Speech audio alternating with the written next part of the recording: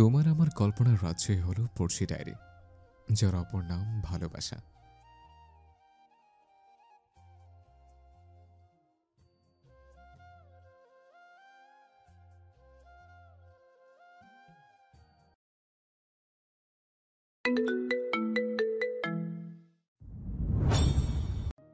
Mister খান, এসব কি হচ্ছে? আপনার মেয়ের যদি আগে থেকে কাউকে পছন্দ ছিল তাহলে এভাবে আমাদের ডেকে অপমান না করলেই পারতেন। ইয়াসিন খান থমথমে খেয়ে বললেন, এভাবে বলবেন না আপা, আমি এইসব বিষয়ে কিছুই জানতাম না। এভাবে হুট করে এমন কিছু আমার আশা ছিল না। ব্যাস, আর না। চলো ইয়াস, আর এক মুহূর্ত আমরা এখানে থাকবো না। থেকে কি দেখব? এই ছেলের সাথে ওনার মেয়ের বিয়ে? তোমার জন্য হাজার গুণ ভালো একটা মেয়ে দেখবো আমরা। উঠো। ইয়াজের মা বাবা উঠে দাঁড়ায়, কিন্তু ইয়াস ঠায় বসে থাকে সোফায়। তার হৃদয় নগরীর ঝড় উঠেছে। প্রথম ভালোবাসা এভাবে বৃথা হয়ে যাবে? সবকিছু কি এভাবে শেষ হয়ে যাবে? একবারও কি জানবে না যে তানিয়া কি চায়? সবাইকে অবাক করে দিয়ে ইয়াস বলে উঠল, চলে যাব, কিন্তু শুধু একবার তানিয়ার মুখ থেকে শুনতে চাই যে ও কাকে চায়, আদেও সে তাওসিনকে চায় কিনা। ইয়াজের কথার মাঝে সিঁড়ি থেকে নেমে এলো তানিয়া। পরনে তার নীল রঙের শাড়ি, শুভ্র বদনে অতি সুন্দরী লাগছে তাকে। সবার নজর এক এক করে মেয়েটার উপরই পড়ে। তাসিন ঘুরে তাকায়, তাকাতে হৃদয় আকুল হয়ে ওঠে অনিমেষ। তাকিয়ে থাকে তানিয়ার দিকে। তাসিনের কেমন অস্থির লাগছে। এই মেয়ের মাঝে তার ভালো লাগা লুকিয়ে আছে। এই সাধারণের মাঝে অসাধারণ মেয়েকে তাহসিন চায়। চায় মানে চায়। তাহসিনের চোখে মুখে মুগ্ধতা টিকলো না বেশি সময়। যখনই সে আভাস পেল তার পাশের সিঙ্গেল সোফায় বসে থাকা ইয়াজও তানিয়ার দিকেই অপলক তাকিয়ে আছে, তাহসিনের মাথা বিগড়ল, উন্মত্ত তেজ ছড়িয়ে পড়ল শরীর জুড়ে, আরো বেশি উত্তেজিত হয়ে উঠল। এটা ভেবে যে তানিয়ার সাজ তার জন্য নয়, তার এই অপরূপ রূপ অন্য এক পুরুষের জন্য রাগ ঠিকরে বেরোতে চাইল, কিন্তু তা নিয়ন্ত্রণ করলো অতি কৌশলে। এইদিকে তানিয়া বনেছে নির্বোধ। সে জানে না ড্রয়িং রুমে চলছে কি। বিকেল থেকে তার মায়ের করা আদেশে সেই রুমে থেকেছে, কোথাও বেরোয়নি। বিকেলে দিয়া ফোন করে বাইরে আসতে বললো, মেয়েটা নাকচ করেছে। সে জানতো ঘরে কোনো মেহমান আসবে, কিন্তু তার মা তাকে শাড়ি পরতে বলেছে। ব্যাপারটা একটু ভিন্ন মনে হলো, অতি ভাবিনি সে। এখন নিচে এসে এইরকম পরিবেশ তার জন্য অকাম্য। এদিকে ইয়াজ এবং অন্যদিকে তাহসিনকে তানিয়ার বিস্ময় অভিভূত। যে মেয়ের জন্য দুই পুরুষ হৃদয় চলছে তৃতীয় বিশ্বযুদ্ধ, সেই রমণী কিনা মোলায় মেঘ হয়ে রয়েছে। ইয়াজ তানিয়াকে দেখা মাত্র উঠে দাঁড়ায়। কোনোরূপ ভনিতা ছাড়াই সে এগিয়ে যায় তানিয়ার দিকে। তানিয়ার কাছাকাছি আসতে খাপ করে ধরে ফেলে তানিয়ার বাম হাতের কবজি। ব্যাস, এই ছোট্ট একটা পদক্ষেপই যথেষ্ট ছিল আগুনে কেরোসিন দেওয়ার মতন জ্বলে উঠল তাহসিন। তানিয়া, তুমি কি তাওসিনকে চাও? ইয়াজের করা এই প্রশ্নের উত্তর দিতে পারল না তানিয়া। তাহসিন এক প্রকার তেড়েই আসে তানিয়ার হাত থেকে ইয়াজের হাত ছাড়িয়ে নিজের দানবীয় হাতের মুঠোয় এক ঘুষি দেয় ইয়াজের নাক বরাবর। মুহূর্তে ড্রয়িং রুম কেঁপে ওঠে। তানিয়া দু হাত মুখ চেপে ধরে, চোখ বড় বড় করে ড্রয়িং রুমের কোনায় সিটিয়ে দাঁড়ায়। তার শরীর কাঁপছে। এদিকে থেমে নেই তাহসে, একের পর এক আঘাত করেই যাচ্ছে ইয়াজকে। এদিকে ইয়াজও ডিফেন্স করছে, কিন্তু উম্মাদ তাহসিনের কাছে সে যেন পেরিয়ে উঠছে না আজ। তাহসিন আক্রোশ নিয়ে চিৎকার করে বলে, how dare you to touch her, bloody bastard. I love her. ভালোবাসি আমি ওকে, বুঝেছিস? ভালোবাসি। তাহসিনের চিৎকারে বাইরে দাঁড়িয়ে থাকা শামীম ছুটে ভিতরে প্রবেশ করতে তার মাথায় হাত, ভাইকে সামলাতে এগিয়ে যায়, কিন্তু কাজের কাজ কিছুই হয় না। ইয়াজ তাহসিনের ঘাড়ের দুই পাশ ধরে সরিয়ে দিতেই বলে, এটা তোমার অসুস্থ ভালোবাসা তাওসিন। তোমার মতো একটা ছেলেকে কেউ ভালোবাসতে পারে না। এইরকম রাগে মাতোয়ারা একটা ছেলেকে তানিয়ার মতো সফট হার্টের গাল কিভাবে ডিজার্ভ করে? সে deserve more better than you. At least যে তার বাড়িতে এসে এরকম তামাশা করবে না। তাহসিনের যেন কোনো কিছুই মাথায় ঢুকছে না। তার চোখের সামনে ভেসে উঠেছে একটাই জিনিস। তাহসিন আশেপাশে কিছু খোঁজে, অবশেষে একটা ফুলদানি হাতে তুলে নেয়। যেই না সেটা দিয়ে ইয়াজকে আঘাত করতে যাবে, অমনি সেই সময় ইয়াজকে বাঁচাতে এগিয়ে আসে স্বয়ং ইয়াসিন খান। মুহূর্তেই ঘটনার মোড় ঘুরে দাঁড়ায় অন্য রূপে। ফুলদানির শক্ত আঘাত ইয়াসিন খানের। তানিয়া দেয় এক গগন বিদারী চিৎকার। ব্যাস, সবকিছু যেন চোখের পলকে শান্ত হলো। তাহসিনের হুঁশ ফিরে আসে, হাত থেকে পড়ে যায় সেই কাঙ্ক্ষিত কাচের জিনিসটি। বিকট আওয়াজে পরিবেশ হয় নিঝুম। তানিয়া কেঁদে উঠল, এসে বাবাকে জড়িয়ে ধরে অস্থির হয়ে বলতে থাকে, আব্বু আব্বু, তোমার কিছু হয়নি তো? দেখি, আমার দিকে তাকাও।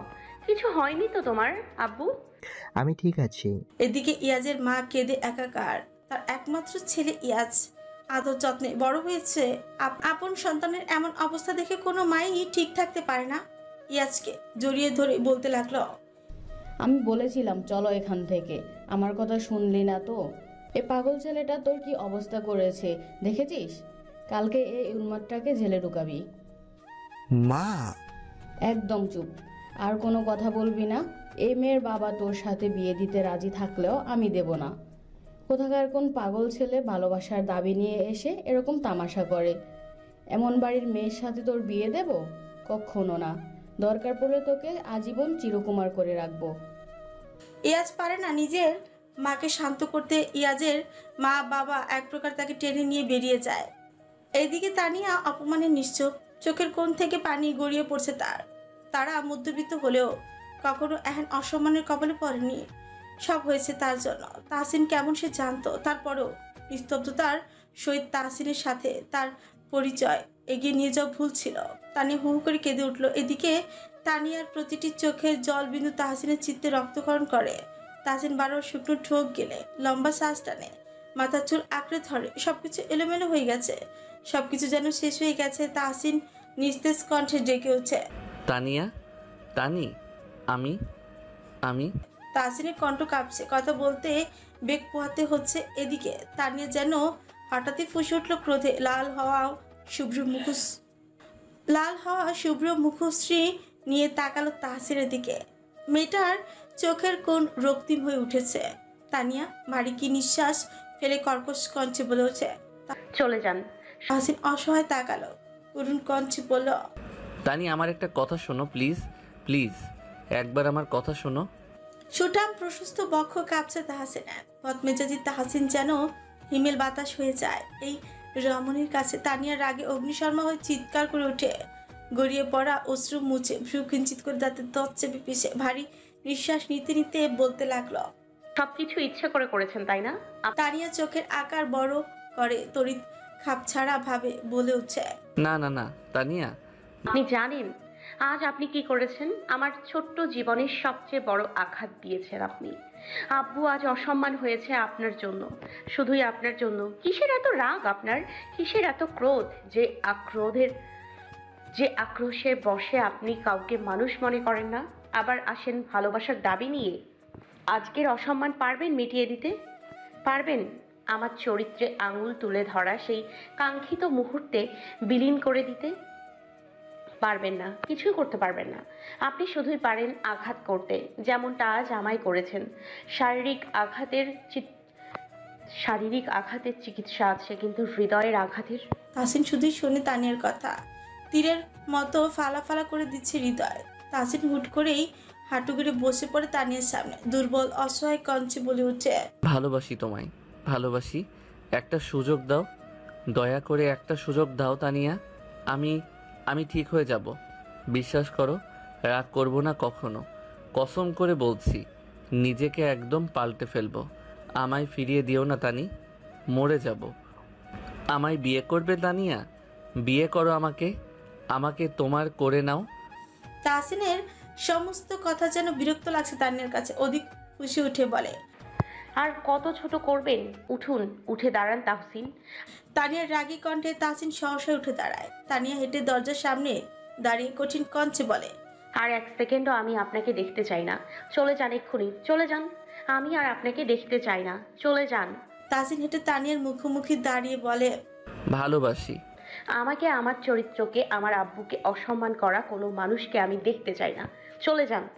শামীম এইবার তাহসিনের কাঁধ ধরে ধীরে সুস্থে বলে, চলো ভাই, আমরা পরে আলোচনা করব, চলো প্লিজ। শামিম, ওকে বল না আমাকে বিয়ে করতে। করবে ভাই, তোমাকেই করবে। বাচ্চাদের মতো বুঝ দিল ছোট ভাই বড় ভাইকে। তাহসিনের কে টেনে নিয়ে বেরিয়ে যায় শামীম। তাহসিন পলকহীন তাকিয়ে রইল দরজার দিকে। তানিয়া তাহসিনের দিকে চেয়ে থেকে থারাম করে দরজা বন্ধ করে দিল। তাহসিন বুকের বাপাস চেপে ধরলো, ব্যথা হচ্ছে সে তার, নিঃশ্বাস নিতে কষ্ট হচ্ছে তার। কি হয়ে গেল আজ? শান্ত স্বাভাবিক মস্তিষ্কের মানুষ করো আমাকে। ওষুধ দে, যাতে কেউ আঘাত করে চলে গেলেও আমি একদম নীরব থাকি। আরহামের বাড়ি আসার প্রায় 40 মিনিট পর কথা বলল তাহসিন। ভরত গমগমে সুর রয়েছে তার কথার মাঝে, শান্ত নীরব পরিবেশ তার সুর কিছুটা মন্দ বাতাসের ন্যায় শোনালো। আরহাম চুপচাপ শোনে তাহসিনের কথা, যে এখন তার রুমের বেলকনিতে দাঁড়িয়ে আছে। আরহাম সূক্ষ্ম নজরে দেখে তাহসিনের দেহ কাঁপছে অতি অস্থিরতা এবং স্নায়বিক দুর্বলতার কারণেই তাহসিনের হার্টবিট দ্রুত গতিতে ছুটছে। আরহাম বসে আছে বিছানায়, কোমর পর্যন্ত চাদর টানা, এখনো ঘড়িতে রাত 1:30। আরহাম একবার তাকালো বিছানা বরাবর সোফায় বসে থাকা শামীমের দিকে। শামীমও তার দিকে এক পলক তাকে দীর্ঘশ্বাস ছাড়ে। সে সবটা শুনেছে শামীমের কাছ থেকে। আরহাম ললাটে পড়া চুল পিছনের দিকে ঠেলে দেয়, চাদর সরিয়ে বিছানা ছেড়ে উঠে দাঁড়ায়। পরনে তার স্যান্ডো গেঞ্জি আর 4/4 ট্রাউজার। আরহাম সারা মুখে একবার হাত মাসাজ করে। সাদের ঘুমটা আর নেই চোখে।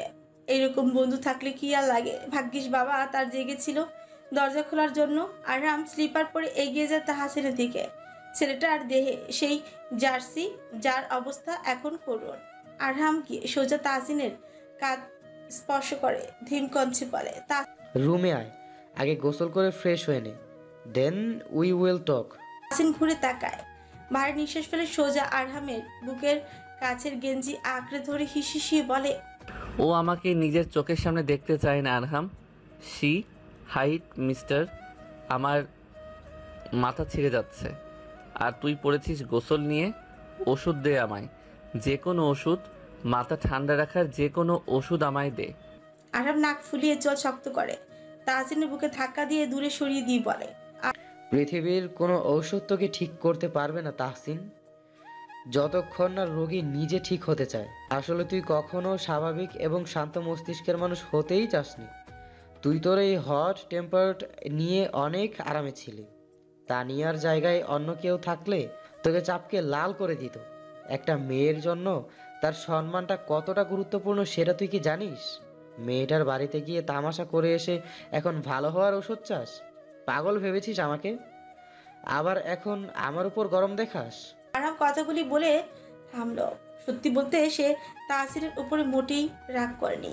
সে যদি এরকম আচরণ না করত তাহলে তাহসিনকে এই মুহূর্তে শান্ত করা যেত না।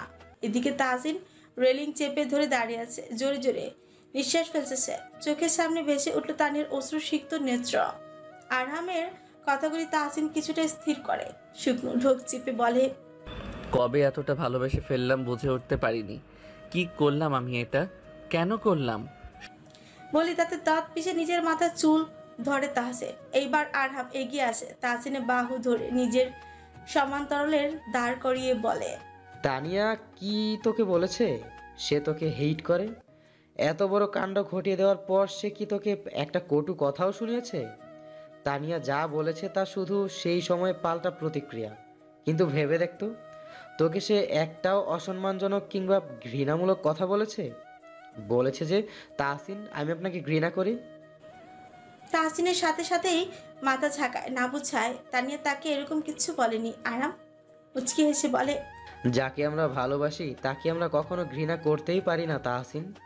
ঘৃণা তো তাকে করা যায় যার জন্য মনের মধ্যে কোনো অনুভূতি থাকে না। Tania loves you. লাভস না লাভস হবে? Tania loves you. তাই তো এত কিছুর পরেও মেয়েটা তোকে একটা কটু উক্তি দিতে পারলো না। কিন্তু তার ভালোবাসাকে তুই দাবিয়ে ফেলছিস নিজের আচরণের মাধ্যমে।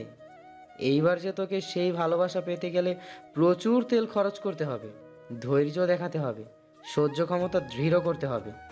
সব করব। ইয়প, দ্যাটস লাইক মাই বয়। এখন আপাতত ফ্রেশ হ।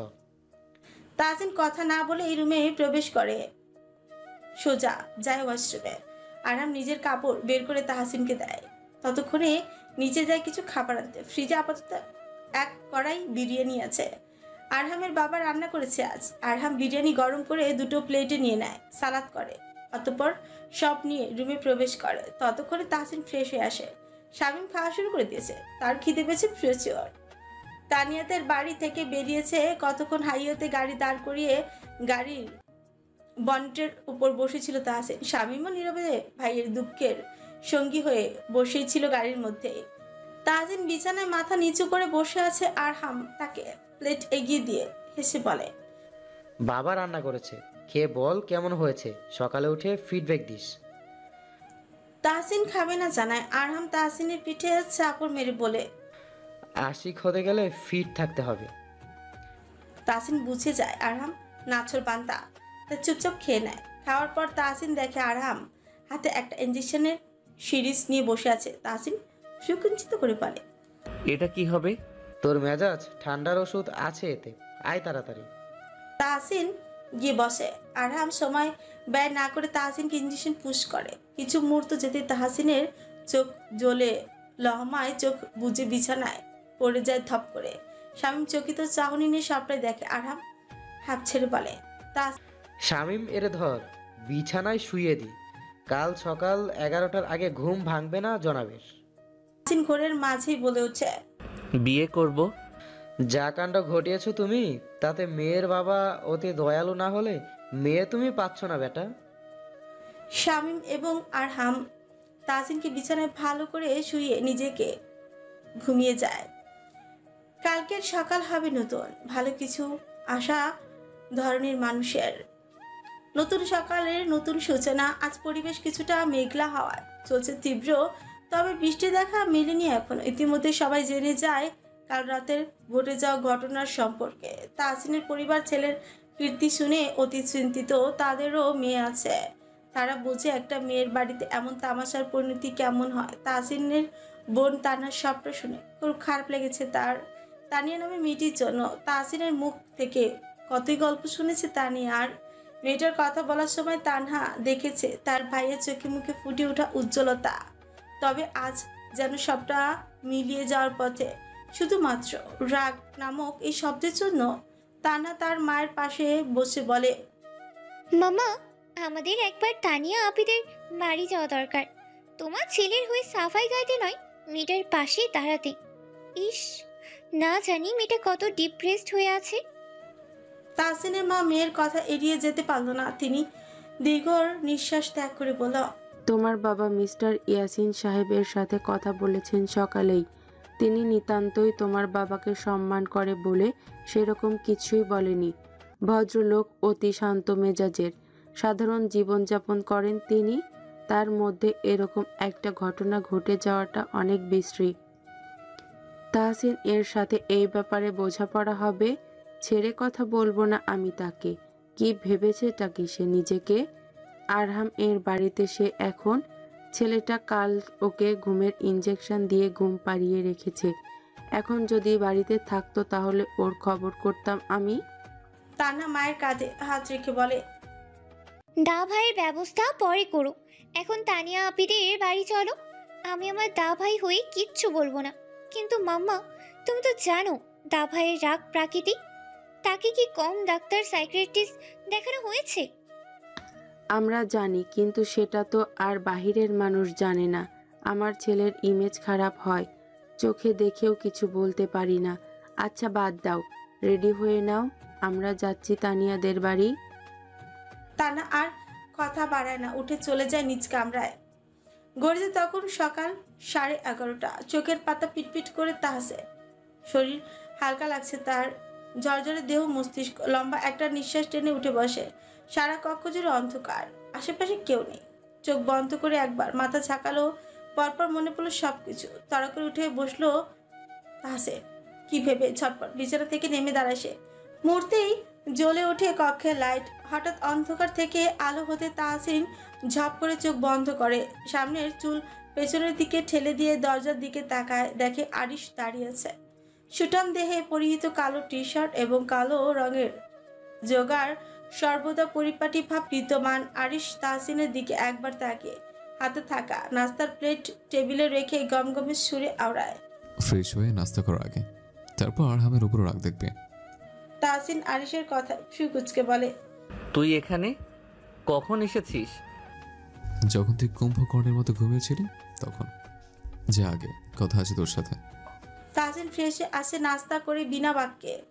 এরই মাঝে রুমে প্রবেশ করে আরহাম, কিন্তু তাকে অবাক করে তাহসিন তার দিকে এক পলক তাকে আবারও খাওয়ায় মন দেয়। আরাম ভেবেছিল তাকে দেখলে তাহসিন হামলে পড়বে, কিন্তু সেরকম কিছুই হয়নি। তাহসিন পানি খেয়ে বসে রইল। কোথা থেকে কি শুরু করবে ভেবে পেল না। কেমন অগোছালো লাগছে সব। আরিশ গলা কেসে বলল। কি চাচ্ছিস তুই এখানে? তাহসিন ফ্লোরের দিকে তাকিয়ে বলে উঠছে, সব আগের মতো হয়ে যাক। সেটা কি সম্ভব? অসম্ভবেরও কিছু না। তাই তানিয়ার জায়গায় যদি তা না হতো তাহলে এই কথাই বলতে। আরিশ যেন সূক্ষ্মতার সহিত তাহসিনের হাতে ঘা দিল। আরিশ এর এহেন কথা তাহসিনের চেতনা ফিরে যেন টনটন করে উঠল ছেলেটি। সামনে চুল খামচে তুলল, ভারী নিঃশ্বাস ফেলে অস্থির কণ্ঠে বলল, ভুল করেছি, মাফ চাইবো। যতদিন না মাফ করছে মাফ চাইতেই থাকবো। আই লাভ হার, পারবো না ওকে ছাড়া থাকতে। আরিশ বন্ধুর অবস্থা বুঝে কিছু মুহূর্ত চুপ থেকে বলল, তুই কাল চলে যাওয়ার পর সেন্সলেস হয় তানিয়া, মধ্যরাত থেকে তীব্র জ্বর। তাহসিন চেতিয়ে উঠে বলল, কি? আরিশ এবার তাচ্ছিল্য কণ্ঠে বলল, তোর পরীক্ষা এখন থেকে শুরু। তাহসিন, ভালোবাসার মানুষের এহেন অবস্থায় তুই তার পাশে দাঁড়াতে পারবি না, কথা বলতে পারবি না। এইটাই তোর জন্য সঠিক সাজা। আমি চাইলেই তানিয়ার এই কথাটা চেপে যেতে পারতাম, কিন্তু আমি চাই তুই প্রতিটা ক্ষণ মেয়েটাকে মনে কর, অস্থির হয়ে থাক, তার কষ্ট অনুভব কর। একবার, জাস্ট একবার কথা বলতে চাই, ব্যবস্থা করে দে আরিশ। আমি ভিতর থেকে মরে যাচ্ছি। দুঃখিত, এই ব্যাপারে আমি কিছু করতে পারবো না। যা করবি তুই করবি, কিভাবে কখন তা জানি না। চল তোকে বাড়ি পৌঁছে দিই।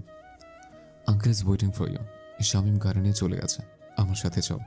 তাহসিন টলমান পায়ে উঠে দাঁড়ায়। সবকিছু ঘোলাটে লাগছে তার কাছে। তাহসিন বেরিয়ে যাওয়ার আগে আরহাম একটা ওষুধের ডাব্বা দিল তাহসিনের হাতে। কণ্ঠে জোরে নে বলল, রোজ দুপুরে আর রাতে খাবি, খাওয়ার পর সকালে meditation, cigarette not allow. Tahsin এবার আর আপত্তি করে না, নাকচ করে না কোনো বিষয়। বিদায় নিয়ে বেরিয়ে যায় তারা। এদিকে আরহাম রেডি হয়ে নিচে নামে ক্লিনিকে যাবে সে। নিচে এসে দেখে তারা বাবা মিষ্টির পুরো একটা বক্স নিয়ে বসে আছে সোফায়। টিভিতে নিউজ চলছে। আরহাম অবাক হয়ে বাবার পাশে এসে দাঁড়াতে দেখতে পায় 3টে মিষ্টি অলরেডি শেষ। আরামের মাথায় হাত। তার বাবা সুগার পেশেন্ট, মাঝে মধ্যে সুগার বেড়ে শরীরের অবস্থা কাহিল হয়। আরাম বাবার কাছ থেকে মিষ্টির বক্স ছিনিয়ে নিতে বলে, বাবা are you out of your mind? তুমি কি ভুলে গেছো তুমি সুগার পেশেন্ট? দাও মিষ্টির জায়গা আমাকে, আর একটাও মিষ্টি খেলে কিন্তু। আরামের বাবা মিষ্টির বক্সটা নিজের কাছে টেনে বলে, কিন্তু কি বল বল, আমার উপর তোর মায়া নেই? থাকলে আমার আশা পূরণ করতি। এতদিনে বুড়ো হয়ে গেছিস, সাথে আমি তোর বাবা, তাই তো আমার কোনো কদর নেই তোর কাছে। মা থাকলে তার কথা নিশ্চয়ই মেনে নিতিস। ছাড় মিষ্টির বক্স, সুগার পেশেন্টের জন্য মিষ্টি হলো বিষ। আমি এই মিষ্টি খেয়েই মরবো। আরাম বাবার কথায় রুদ্ধশ্বাস ছাড়ে। বাবা ছাড়া তার কেউ নেই। বাবাকে নিয়ে সব সময় চিন্তায় থাকে সে। আরাম বাবার পাশে কিছুক্ষণ চুপ করে থাকে, অতঃপর শটান হয়ে বসে বলে, মনে আছে বাবা, সেই দিন ফোনে একটা মেয়ের কথা বলেছিলাম। আরামের বাবা মুখটা বেজার করে বলে, বলেছিলি, কিন্তু তারপর তো আর কোনো সুরতাল তুলিসনি তুই। জানি আমাকে বোকা বানিয়েছিস। কি বলো তুমি এটা বাবা? বোকা বানাবো কেন? আমি সত্যি ওই মেয়েটাকে চাই। চাস মানে? মতলব কি তোর? বাবার সন্ধিহান কণ্ঠে আরাম ভরকে যায়। শুক্রের ঠোক গিলে বলে, বউ হিসেবে চাই বাবা।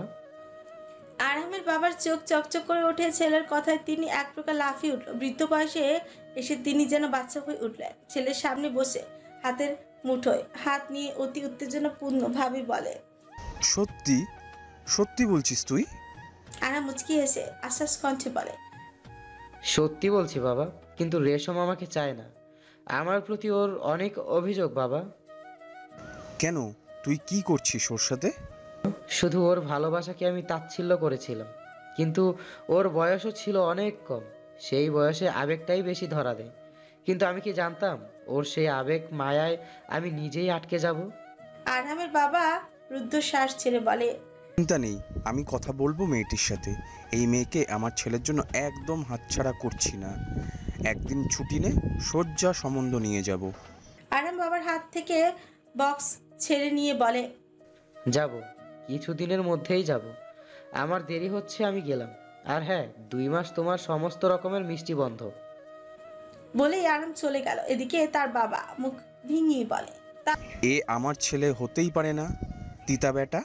তাসিনের মা আর বোন তানহা বসে আছে তানিয়াদের ড্রয়িং রুমে। ইয়াসিন সাহেব কিছুটা গম্ভীর। আজ তাসিনের মা খানিক অস্বস্তির মাঝে, কোথাও থেকে যে শুরু করবে বুঝে উঠতে পারছেন না তিনি। ভদ্র মহিলা কিছুটা ধাতস্থ হয়ে শান্ত কণ্ঠে বলে, ইয়াসিন ভাই সাহেব, আমাদের এখানে দেখে এটা একদম ভাববেন না যে আমি আমার ছেলের হয়ে কোনো রকম সাফাই গাইতে এসেছি।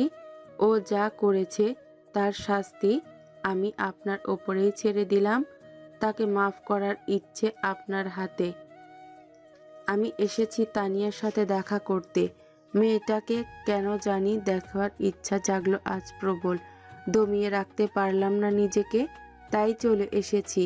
আপনারা যদি আমাদের দেখে খারাপ লাগে, আমরা চলে যাচ্ছি। সাহেব চকিত চাহনি এদিক ওদিক ফেলে বলে, এটা কি বলছেন আপা? আমার খারাপ লাগবে কেন? আসলে সব কিছু এত দ্রুত ঘটে গেল যে কিছুই মাথায় আসছে না। আমার আচরণে আপনি অপ্রস্তুত হয়ে থাকতেন, দুঃখিত। মেয়েটার জ্বর কাশ্মীর থেকে, তাই কিন্তু চিন্তায় আছি। তাসিনের মা মাথা নাড়িয়ে বলল, আমি বুঝেছি আপনার দিকটা। তানিয়ার রুম ওপরে, আপনারা চাইলে দেখে আসতে পারেন। তাসিনের মা এবং তানহা দুজনেই উপরে উঠে গেলেন সিঁড়ি বেয়ে। এদিকে তানিয়ার মা রাগে গজগজ করতে স্বামীর নিকট এসে বললেন, ওদের ছেলে কাল এসে তামাশা করছে আর এরাই চলে এসেছে, তুমি এখনো কিছু বললে না ওদের? ইয়াসিন সাহেব স্ত্রীর দিকে চেয়ে ঠান্ডা স্বরে বললেন, এতে ওনাদের দোষ কোথায়? তার চেয়ে বড় কথা, তাহসিনের আমি অনেক আগে থেকে চিনি। ছেলেটা একটু বদমেজাজি। কাল যা হয়েছে তাতে কারোর কোনো দোষ নেই। আমি একটা বিষয় খেয়াল করেছি, তাহসিন ততক্ষণ হিতাহিত জ্ঞান হারিয়ে ফেলেনি যতক্ষণ না ইয়াস তানিয়ার হাত ধরে ছেলেটা অতি সাধারণভাবেই আমার সাথে আলোচনা করছিল। পর মুহূর্তে সেই কাঙ্ক্ষিত ঘটনার জন্য তাহসিন ক্রোধিত হয়। আর আমার মনে হয় আমাদের মেয়েও তাহসিনকে পছন্দ করে। আমরা তাদের বড় ছোটদের ভুল ক্ষমা করা আর সেটা ধরিয়ে দেওয়া আমাদের কর্তব্য। আমাদের এই বিষয়গুলিতে ধৈর্যের সাথে থাকতে হবে। আমাদের মেয়ে কি চায় এই দিকটাও দেখো, এই দিকটাও দেখা আমাদের দায়িত্ব। কিন্তু কিছু না। একটা ছেলে একটা মেয়েকে কতটা চাইলে সে কোনো দিকে তোয়াক্কা না করে নিজেই বিয়ের প্রস্তাব নিয়ে চলে আসে, তাও সোজাসুজি মেয়ের বাবার নিকটে। আমি তাহসিনকে কোনোভাবেই সঠিক প্রমাণ করতে চাইছি না, শুধুই আমাদের মেয়ের প্রতি তার আগ্রহ কতখানি সেটাই বলতে চাইছি। তানিয়া বসে আছে বিছানায় আদর্শ অবস্থায়, শুভ্র চেহারা, মলিনতার ছাপ, পরনে ঢিলে কামিজ, লুজ প্যান্ট, লম্বা চুল বেনি করে রাখা, হৃদ মাঝারে বইছে মন্দ বাতাস। কিছুই যেন তার ভালো লাগছে না। না, এটা জ্বরের কারণে নয়, কারণ আজ ভিন্ন। মাঝে মধ্যে চোখের কোণ ভিজে উঠেছে, কিন্তু পানি গড়িয়ে পড়ার পূর্বে তানিয়া তা মুছে ফেলছে। কার জন্য এই অশ্রু? ওই পাশের মানুষটির জন্য। প্রায় 5 মিনিট ধরে তানিয়ার নিকটে চেয়ার নিয়ে বসে আছে তাহসিনের মা। তানহা বিছানার কোণে। তানিয়ার কাছে নিজেদের পরিচয় দেওয়ার থেকে মেয়েটা কেমন নীরব হয়ে রয়েছে। সালাম দেওয়ার পর সেই যে মেয়েটা চুপ হলো, এখন একটা বাক্য উচ্চারিত করলো না। তাহসিনের মায়ের খারাপ লাগছে। মেয়েটা তো তার মেয়ের মতোই ভদ্র মহিলা, কিছুটা অপ্রস্তুতি বটে। কোথাও থেকে শুরু করবে বুঝতে পারছে না তিনি। তাও এই অস্বস্তিকর মুহূর্ত কাটাতে তাহসিনের মা ঠোঁটের মাঝে হাসি জাতীয় রেখা টেনে তানিয়ার উদ্দেশ্যেই বলে, শরীর কেমন আছে মা? অনেক খারাপ লাগছে কি? আমরা চলে যাব? তানিয়া মাথা তুলে তাকায়, কেমন নীরব হয়ে আসে সে।